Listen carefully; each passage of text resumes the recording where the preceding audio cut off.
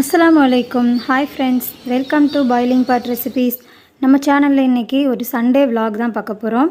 மார்னிங்லேருந்து evening வரைக்கும் நான் என்ன பண்ணேன் அப்படின்றத உங்கள் கூட ஷேர் பண்ணியிருக்கேன்.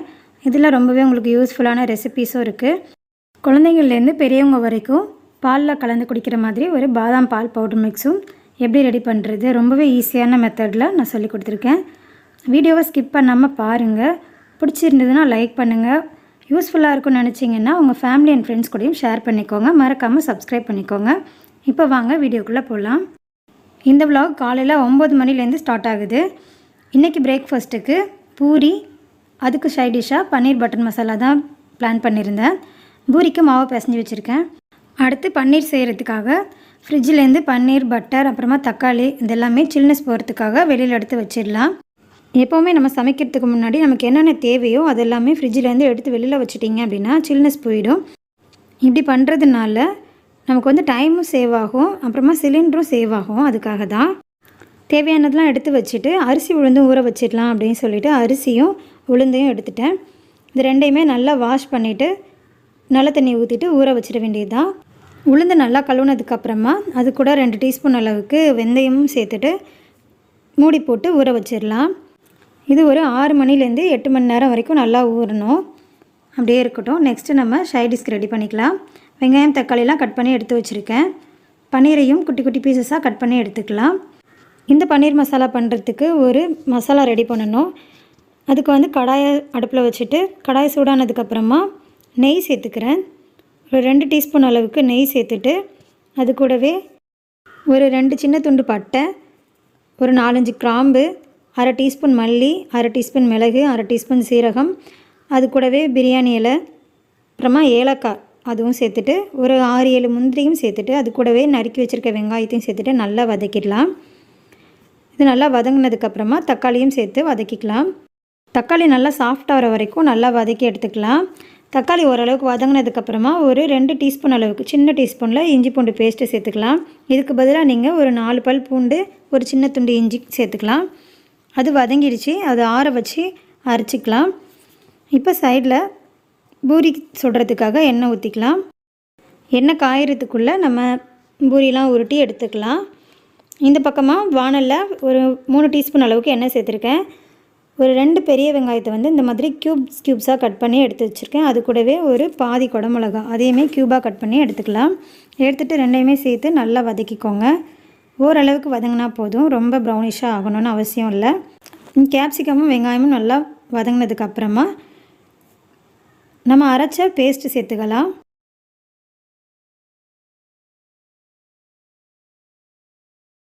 அரைச்ச விழுது சேர்த்துட்டு நல்லா மிக்ஸ் பண்ணி கொடுத்துக்கலாம்.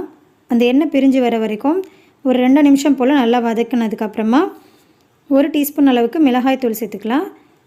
அது கூடவே கரம் மசாலா ஒரு 1/2 டீஸ்பூன் அளவுக்கு சேர்த்துட்டு நல்லா மிக்ஸ் பண்ணி கொடுத்துக்கலாம். மிளகாத்தூள் உங்கள் காரத்துக்கு ஏற்ற மாதிரி நீங்கள் சேர்த்துக்கலாம்.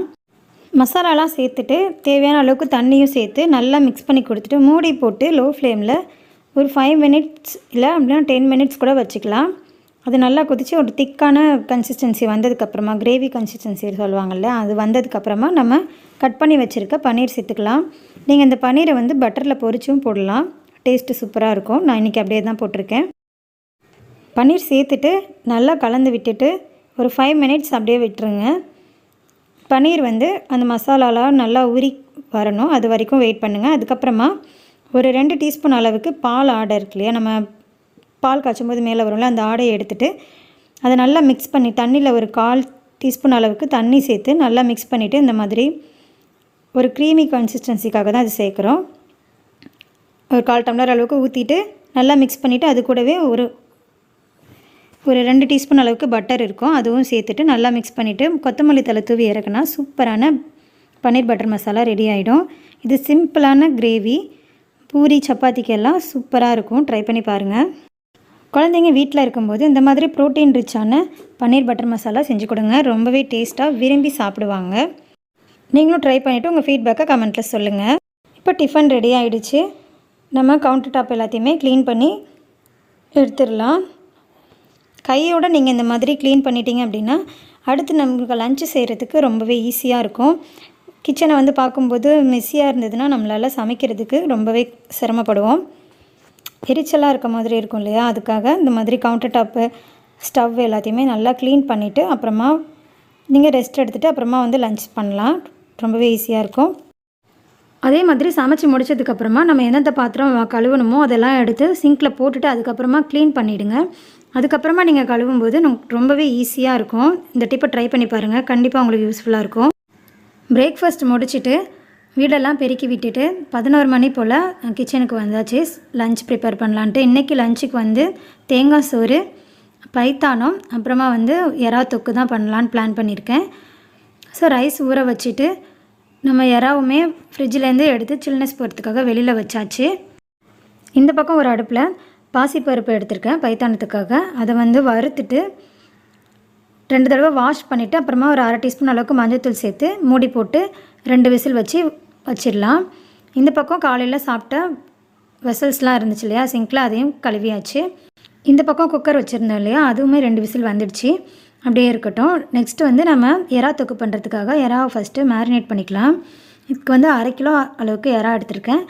அது கூடவே ஒரு டீஸ்பூன் அளவுக்கு இஞ்சி பூண்டு பேஸ்ட்டு சேர்த்துட்டு 1/2 டீஸ்பூன் அளவுக்கு மஞ்சள்தூள் சேர்த்துட்டு அது கூடவே 1 டீஸ்பூன் அளவுக்கு மிளகாய் தூள் சேர்த்துருக்கேன். உங்கள் காரத்துக்கு ஏற்ற மாதிரி நீங்கள் சேர்த்துக்கோங்க. ஏன்னா நம்ம வெங்காயம் தக்காளி வதங்கும் போது சேர்ப்போம், அதுக்காக பார்த்து சேர்த்துக்கோங்க. தேவையான அளவுக்கு உப்பும் சேர்த்துட்டு நல்லா மிக்ஸ் பண்ணி வச்சிடலாம். இது ஒரு 1/2 மணி நேரம் அப்படியே ஊறட்டும். நம்ம ரைஸ் அப்புறமா குழம்பெல்லாம் ரெடி பண்ணிவிட்டு கடைசியாக அதை வந்து தொக்கு செஞ்சுக்கலாம்.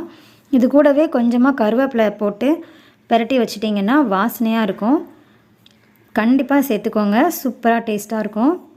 நல்லா மிக்ஸ் பண்ணி கொடுத்துட்டு மூடி போட்டு இதை ஊற வச்சிடலாம். இது ஒரு 30 மினிட்ஸ் அப்படியே இருக்கட்டும். அடுத்து குழம்புக்கு, தொக்குக்கு, அப்புறமா தேங்காய் சோறுக்கு தேவையான வெங்காயம், தக்காளி, புடலங்காய், தேங்காய் எல்லாத்தையுமே கட் பண்ணி எடுத்துக்கலாம். இந்த பைத்தான் ரெசிபியும் தேங்காய் சோறு ரெசிபியும் நம்ம சேனலில் ஆல்ரெடி அப்லோட் பண்ணியிருக்கேன். இது வந்து நார்மலாக பைத்தானம் வந்து 2 மெத்தடில் பண்ணுவோம். அந்த 2 மெத்தடுமே நான் ஷேர் பண்ணியிருக்கேன்.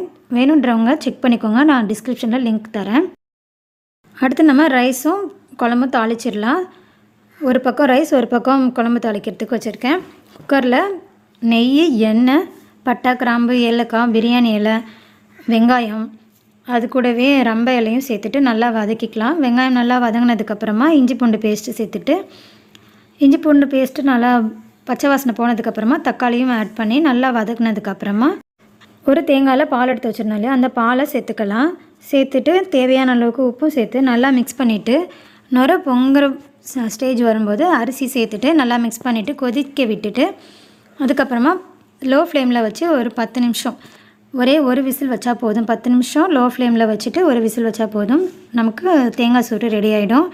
தேங்காய் சோறு தாளிக்கிற டைம்லேயே பைத்தானமும் தாளித்து 2மே ரெடி ஆகிடுச்சு.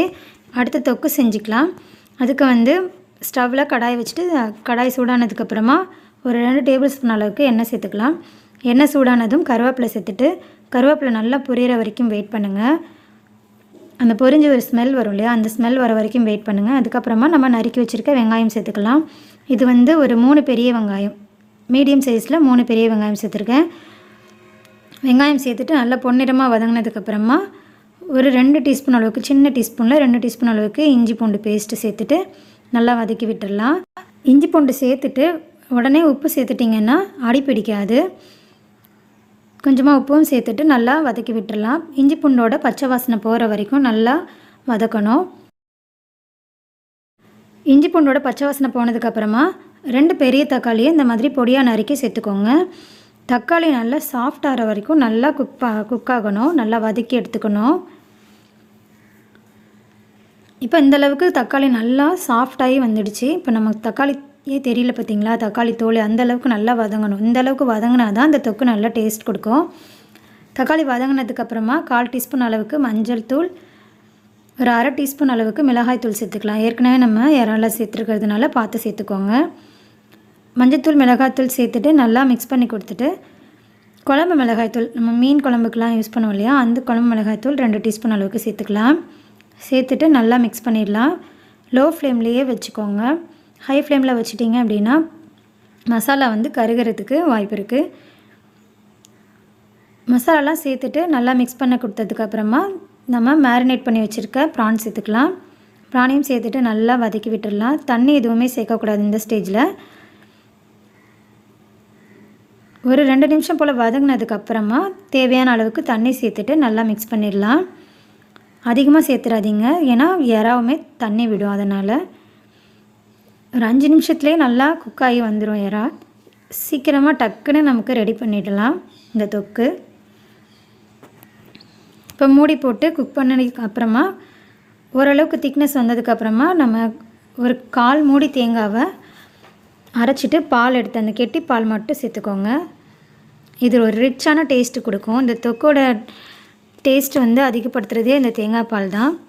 ஸோ கண்டிப்பாக அந்த தேங்காய் பால் சேர்த்து பண்ணுங்கள், சூப்பராக இருக்கும் இந்த எறா தொக்கு. இது ரைஸ்க்கு மட்டும் இல்லாமல் சப்பாத்தி, பூரி, தோசை, இட்லி கூட நல்லாயிருக்கும். தேங்காய் சோறும் எறா தொக்கும் மட்டுமே வச்சு சாப்பிடும்போது சூப்பராக இருக்கும், அட்டகாசமான சுவையில். ட்ரை பண்ணி பாருங்கள். இந்த பக்கம் பைத்தானம் ரெடி ஆகிடுச்சு. கடைசியாக நம்ம கெட்டிப்பால் ஊற்றி இறக்கும் இல்லையா, அந்த ஸ்டேஜும் வந்துடுச்சு. பைத்தானம் ரெடி, சோறும் ரெடி ஆகிடுச்சு. இந்த பக்கம் நமக்கு எறா தொக்கும் நல்லா திக்காகி எண்ணெய் பிரிஞ்சு சூப்பராக ரெடி ஆகிடுச்சு. இப்போ எல்லாமே ரெடி ஆகிடுச்சு. நம்ம வேறு பாத்திரத்துக்கு மாற்றியாச்சு. பைத்தானம், எறா தொக்கு, தேங்காய் சோறு ரெடி ஆகிடுச்சு. இந்த லஞ்ச் காம்போ நீங்களும் ட்ரை பண்ணி பாருங்கள். இது வந்து நேற்று வச்ச மீன் குழம்பு, அதுவுமே ஹீட் பண்ணிகிட்ருக்கேன். தேங்காய் சோறுக்கு மீன் குழம்பு ரொம்பவே சூப்பராக இருக்கும். யாருக்கெல்லாம் தேங்காய் சோறு மீன் குழம்பு ரொம்பவே பிடிக்கும் அப்படின்னு சொல்லுங்கள் கமெண்ட்டில். மீன் குழம்பு ரீஹீட் பண்ணிவிட்டு நான் சைட் பை சைட் க்ளீனிங் ஒர்க்கையும் முடிச்சிட்டேன். கவுண்டர் டாப்பு, அப்புறமா ஸ்டவ் எல்லாமே க்ளீன் பண்ணியாச்சு. என்னென்ன பாத்திரம் கழுவணுமோ அதெல்லாம் எடுத்து சிங்கில் போட்டுட்டு கையோட கழுவி வச்சிட்டோன்னா நமக்கு ஈஸியாக இருக்கும். லஞ்ச் முடிச்சுட்டு கொஞ்ச நேரம் ரெஸ்ட் எடுத்துகிட்டு 4 மணி போல் கிச்சனுக்கு வந்தாச்சு. இப்போ நம்ம அரிசி உளுந்து தான் அரைக்க போகிறோம். காலையில் ஊற வச்சுருந்தோம் இல்லையா, அது 8 மணி நேரம் நல்லா ஊறிடுச்சு. ஃபஸ்ட்டு அரிசி போட்டு அரிசி அரைஞ்சதுக்கப்புறமா எடுத்துகிட்டு அதுக்கப்புறமா உளுந்து சேர்த்துக்கணும். ஒரேடியே தண்ணி ஊற்றாமல் தண்ணி தெளித்து நீங்கள் அரைச்சிங்கன்னா மாவு நல்லா உபரி ஆகி நல்லா கிடைக்கும். இப்போ மாவு நல்லா அரைஞ்சிடுச்சு பாருங்கள். இந்தளவுக்கு நல்லா சாஃப்டாக அரைஞ்சதுக்கப்புறமா மாவு எடுத்துகிட்டு அடுத்து வந்து உளுந்தும் வெந்தயமும் அரைச்சி எடுத்துக்கலாம். உளுந்து வெந்தயம் போட்டுட்டு அரைக்கும்போது நீங்கள் தண்ணி தெளித்து தான் அரைக்கணும். அதே மாதிரி நீங்கள் ஐஸ் வாட்டர் சேர்த்து அரைக்கும்போது மாவு நல்லா உபரி ஆகி கிடைக்கும். அதே மாதிரி நல்லா ஃப்ளஃபியாகவும் இருக்கும். இட்லி, தோசை எல்லாமே நல்லா சாஃப்டாக கிடைக்கும் நமக்கு. நம்ம சேனலில் breakfast recipes, traditional recipes, snacks recipes and sweet recipes எல்லாமே போட்டிருக்கோம். அதே மாதிரி கிச்சன் டிப்ஸ் வீடியோவும் போட்டிருக்கோம். அது ரொம்பவே யூஸ்ஃபுல்லான டிப்ஸ் வீடியோ, செக் பண்ணி பாருங்கள். டிஸ்கிரிப்ஷனில் லிங்க் கொடுக்குறேன். சைட் பை சைட் நம்ம பால் காய்ச்சிட்டு காஃபியும் போட்டாச்சு. இப்போ காஃபி ரெடி. காஃபி குடிச்சிட்டு அதுக்கப்புறமா நம்ம நட்ஸ் பவுடர் ரெடி பண்ணலாம். நம்ம பாதாம் பவுடர் ரெடி பண்ணுறதுக்காக கடாயை சூடு பண்ணிக்கலாம். லோ ஃப்ளேமில் வச்சுக்கோங்க. இதில் வந்து 100 கிராம் அளவுக்கு, அப்ராக்சிமேட்டாக 100 கிராம் அளவுக்கு, நான் கப் சைஸில் வந்து 3/4 கப் அளவுக்கு நான் பாதாம் எடுத்திருந்தேன். அது வந்து நல்லா ட்ரை ரோஸ்ட் பண்ணிக்கோங்க, நெய், எண்ணெய் எதுவுமே சேர்க்காமல். கையில் தொட்டு பார்த்திங்கன்னா நம்ம கை பொறுக்கிற அளவுக்கு சூடு இருக்கணும். அந்தளவுக்கு நல்லா வறுபட்டு வரட்டும். அளவுக்கு நல்லா வறுத்துக்கோங்க. ஹையில் வச்சிடாதீங்க, தீஞ்சிடும். இப்போ பாதாம் நல்லா வறுபட்டுருச்சு. அந்த பாதாமோட ஸ்கின் கலர் வந்து லைட்டாக ப்ரௌனிஷாக மாறுற மாதிரி இருக்கும் உங்களுக்கு. அந்த ஸ்டேஜில் நிறுத்திக்கலாம். இப்போ ஒரு பிளேட்டில் மாற்றிக்கலாம். அடுத்து அதே கடாயில் ஒரு 2 டீஸ்பூன் அளவுக்கு சூரியகாந்தி விதை, சன்ஃப்ளவர் சீட்ஸ் சேர்த்துக்கலாம். அதுவுமே நல்லா வறுபட்டதுக்கப்புறமா அதையுமே அந்த பிளேட்டில் மாற்றிக்கலாம். இப்போ நல்லா வறுத்தாச்சு. அதை பிளேட்டில் மாற்றினதுக்கப்புறமா காஞ்ச ரோஜா இதழ் சேர்த்துக்கலாம். இது சேர்க்குறதுனால நல்ல மணமாக இருக்கும். உங்கள்கிட்ட இருந்ததுன்னா கண்டிப்பாக இதை சேர்த்துக்கோங்க. நான் இந்த டிப்ஸ் வீடியோவில் சொல்லியிருப்பேன், ரோஜா வச்சுட்டு நிறைய ரெசிபீஸ் பண்ணலாம் அப்படின்னு சொல்லிட்டு. அதில் இது ஃபஸ்ட் ரெசிபி நான் ஷேர் பண்ணியிருக்கேன். ரோஜா இதில் லைட்டாக வறுத்துட்டு அப்புறமா அதே கடாயில் ஒரு 4 ஏலக்காய் அதையும் சேர்த்து நல்லா வறுத்துட்டு ஆற வச்சு பவுடர் பண்ணிக்கலாம். நீங்கள் இந்த நட்ஸ் மட்டும்தான் சேர்க்கணுன்னு இல்லை, பூசணிக்காய் விதை சேர்க்கலாம், வால்நட் சேர்த்துக்கலாம், முந்திரி, பிஸ்தா இதெல்லாமே சேர்த்துக்கலாம். நம்ம விருப்பம்தான். நம்மக்கிட்ட என்ன நட்ஸ் இருக்கோ அதை வச்சு நம்ம சூப்பராக இந்த பால் பவுடர் ரெடி பண்ணலாம். அதுக்காக தான் இதை நான் ஷேர் பண்ணியிருக்கேன். இந்த 3 பொருளுமே டேஸ்ட்டு சூப்பராக இருக்கும். உங்களுக்கு வேணும்னா நீங்கள் முந்திரி, பாதாம், பிஸ்தா இதெல்லாமே சேர்த்துக்கலாம். ரொம்பவே நல்லது உடம்புக்கு. அடுத்து நம்ம ஆற வச்ச நட்ஸை வந்துட்டு மிக்ஸி ஜாரில் சேர்த்துட்டு கோர்ஸாக அரைச்சி எடுத்துக்கோங்க. ரொம்ப ஃபைன் பேஸ்ட்டாக அரைக்கக்கூடாது. அடுத்து நம்ம அரைச்ச நட்ஸ் கூட 1 கப் அளவுக்கு சர்க்கரையும் சேர்த்துட்டு அது கூடவே 1/2 டீஸ்பூன் அளவுக்கு மஞ்சள் தூள் சேர்த்துக்கோங்க. இதுக்கு நம்ம பாதாம் பால் பவுடர் கலர் கொடுக்கறதுக்காக, உடம்புக்கும் ரொம்ப நல்லது. மஞ்சத்தூள் கூடவே ஒரு பிஞ்ச் குங்குமப்பூ சேர்த்துக்கோங்க. அது ஃப்ளேவர் கொடுக்கறதுக்காக ரொம்பவே நல்லாயிருக்கும். இல்லைனாலும் பரவாயில்ல, நீங்கள் மஞ்சத்தூள் மட்டுமே சேர்த்து அரைச்சிக்கலாம். இப்போ சர்க்கரை, மஞ்சள் தூள், குங்குமப்பூ எல்லாமே சேர்த்துட்டு ஒரு தடவை நல்லா கோர்ஸாக அரைச்சி எடுத்துக்கோங்க. இந்த அளவுக்கு நமக்கு நல்லா ஃபைனாக கிடச்சிருக்கு. ரொம்ப ஃபைனாக இருக்காது, ஓரளவுக்கு கொஞ்சம் குறப்பாக தான் இருக்கும். அரைச்சதுக்கப்புறமா நம்ம ஒரு ஏர்டைட் கண்டெய்னரில் போட்டு ஸ்டோர் பண்ணி வச்சுக்கலாம். இதில் நீங்கள் சர்க்கரையை ஸ்கிப் பண்ணிவிட்டு நீங்கள் வெறும் நட்ஸும் அந்த குங்குமப்பூ மஞ்சத்தூள் மட்டும் போட்டு அரைச்சி வச்சுக்கிட்டு சாலட், அப்புறமா தோசை இந்த மாதிரிலாம் பண்ணும்போது மேலே கொஞ்சமாக தூவி கொடுக்கலாம். நீங்கள் என்ன டிஷ் பண்ணுறீங்களோ அதில் கொஞ்சமாக அந்த பவுடரும் மிக்ஸ் பண்ணி கொடுக்கலாம். இந்த பவுடரை ஸ்டோர் பண்ணுறதுக்கு நீங்கள் கிளாஸ் ஜார் இல்லைனா ஸ்டெயின்லெஸ் ஸ்டீல் டப்பா யூஸ் பண்ணிக்கோங்க. ஒரு கிளாஸ்க்கு ஒரு 2 டீஸ்பூன் அளவுக்கு நம்ம மிக்ஸ் பவுடர் எடுத்துக்கலாம். எடுத்துகிட்டு ஒரு கிளாஸ் அளவுக்கு பாலையும் சேர்த்துட்டு நல்லா மிக்ஸ் பண்ணி கொடுத்துட்டிங்கன்னா சூப்பரான பாதாம் பால் ரெடி ஆகிடும். பிள்ளைங்களுக்கு கடையில் பேக்ட் ஐட்டம்ஸ் வாங்கி கொடுக்கறதுக்கு பதிலாக இந்த மாதிரி நம்ம வீட்டிலே ரெடி பண்ணிவிட்டு பாலில் மிக்ஸ் பண்ணி கொடுத்திங்கன்னா ரொம்பவே சத்தாகவும் இருக்கும். குழந்தைங்களும் விரும்பி குடிப்பாங்க. இப்போ நோம்பு டைம் ஸ்டார்ட் ஆக போகுது இல்லையா, எந்த வகையான மில்க் ஷேக் போட்டாலுமே அதில் கொஞ்சமாக அந்த பவுடர் மிக்ஸ் பண்ணி குடிச்சு பாருங்கள், சூப்பராக இருக்கும். இந்த நட்ஸ் பவுடர் நீங்களும் ரெடி பண்ணி பார்த்துட்டு எப்படி வந்ததுன்ட்டு உங்கள் ஃபீட்பேக்கை கமெண்ட்டில் சொல்லுங்கள். இந்த வீடியோ பிடிச்சிருந்தால் லைக் பண்ணுங்கள். யூஸ்ஃபுல்லாக இருக்கும்னு நினச்சிங்கன்னா உங்கள் ஃபேமிலி அண்ட் ஃப்ரெண்ட்ஸ் கூடயும் ஷேர் பண்ணிவிட்டு மறக்காமல் சப்ஸ்கிரைப் பண்ணிக்கோங்க. அப்படியே பக்கத்தில் இருக்க பெல் பட்டனும் கிளிக் பண்ணிவிட்டு ஆல் என்ற ஆப்ஷனே கொடுத்துக்கோங்க. அப்போ தான் நாங்கள் போடுற வீடியோஸ் எல்லாமே உடனே உங்களுக்கு நோட்டிஃபிகேஷனாக கிடைக்கும். தேங்க்ஸ் ஃபார் வாட்சிங்.